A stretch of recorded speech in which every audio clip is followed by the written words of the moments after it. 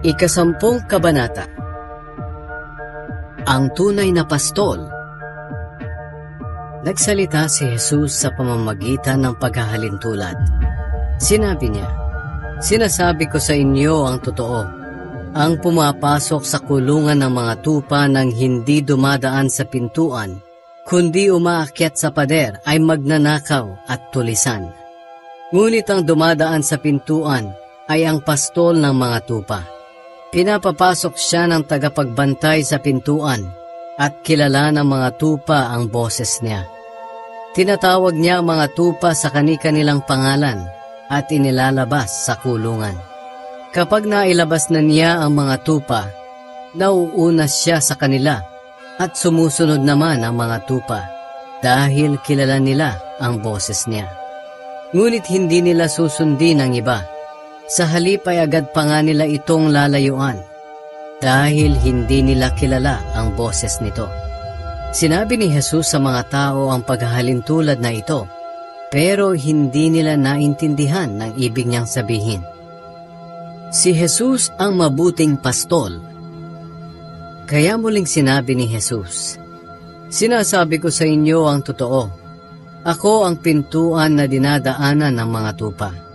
May mga tagapagturo na nauna sa akin, na ang katulad ay mga magnanakaw at mga tulisan.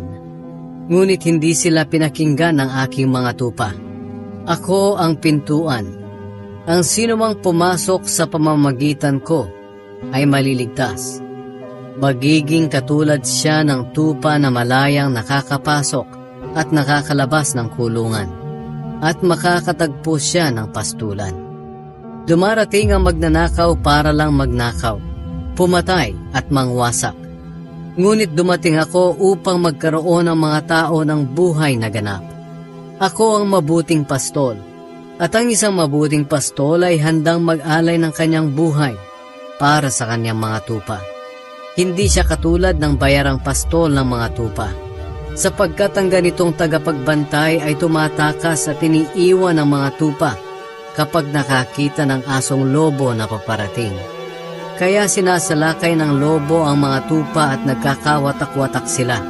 Tumatakas siya dahil bayaran lang siya at walang malasakit sa mga tupa. Ako ang mabuting pastol. Kung paano ako nakikilala ng aking ama at kung paano ko siya nakikilala, ganyan din ang pagkakakilala ko sa aking mga tupa at ang pagkakakilala nila sa akin. At iniaalay ko ang aking buhay para sa kanila. May iba pa akong mga tupa na wala sa kawan na ito ng mga Hudyo.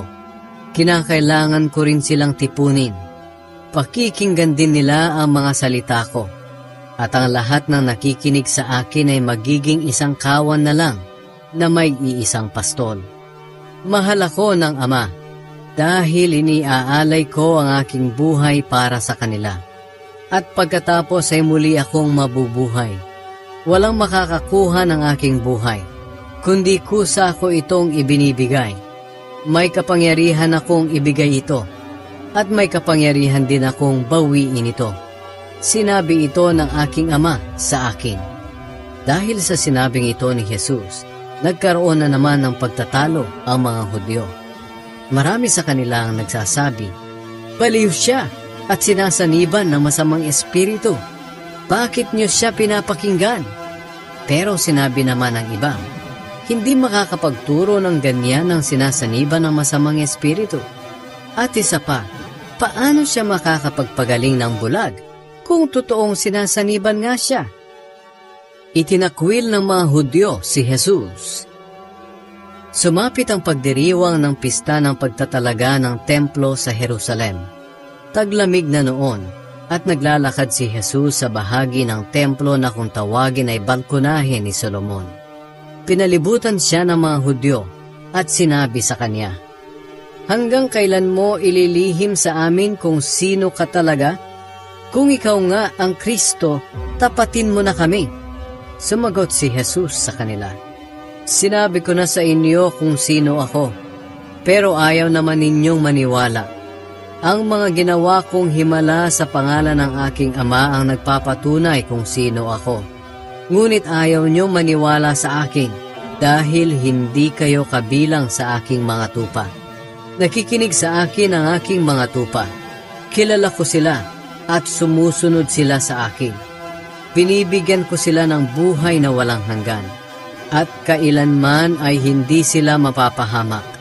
Walang makakaagaw sa kanila sa aking kamay.